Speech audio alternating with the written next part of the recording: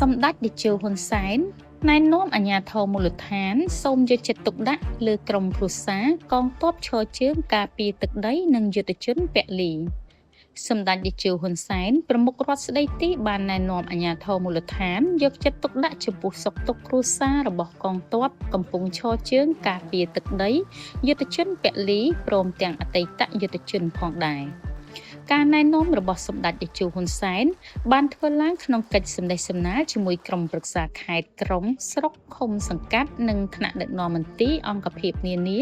ជុំវិញខេត្តតាកែវ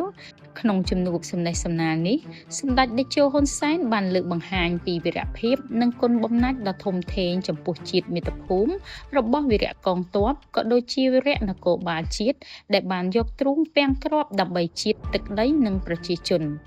ដើម្បីតបស្នងសងគុណក៏ដូចជាអនុវត្តនយោបាយខឿនការពារជាតិរបស់ប្រជាជននោះសម្ដេចតេជោបានណែនាំឲ្យអាជ្ញាធរមូលដ្ឋានត្រូវយកចិត្តទុកដាក់លើជីវភាពក្រុមគ្រួសាររបស់ពួកគេកុំឲ្យពួកគេមានការព្រួយបារម្ភចំពោះគ្រួសារ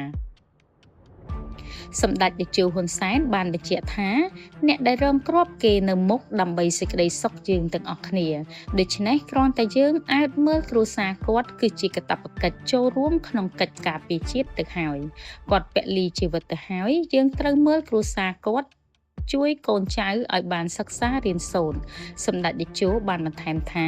យើងត្រូវបន្តចំពោះកិច្ចការតាក់ទងខឿនការពារជាតិរបស់ប្រជាជន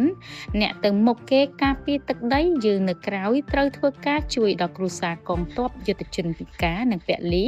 ដើម្បីកាត់បន្ថយកង្វល់របស់អ្នកនៅខាងមុខ